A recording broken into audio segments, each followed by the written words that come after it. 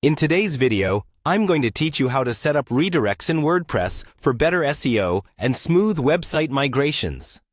We'll walk through each step so you can seamlessly transition your website's content, ensuring that your visitors and search engines find exactly what they need without any hiccups. So let's dive right in. First, to start setting up your redirects, you'll want to go to wordpress.com. This is your hub for everything you need to build and manage your website. Once you're there, your next step is to click on the Login button. You'll find this option easily on the homepage, inviting you to access your account and all the tools available to you as a WordPress user. After logging in, you'll be taken to your WordPress dashboard. Think of this as your website's command center, where you can control everything from themes and content to plugins and user settings. For our task, plugins are particularly important.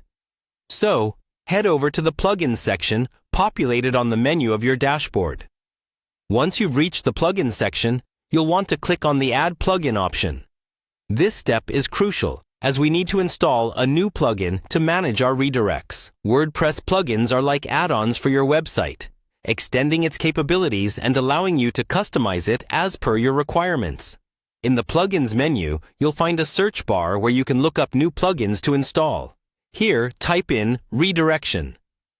This is the tool we'll be using to manage our URL redirects, to guide both users and search engines from an old link to a new destination seamlessly. When you find the redirection plugin in your search results, select it to view more details. Now, it's time to click on the redirection option from your search results, which will take you to the plugins page where you can review its features, updates, and user ratings.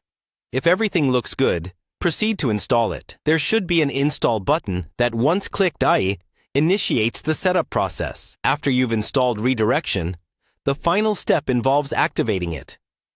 Upon installation, you'll see a prompt for activation.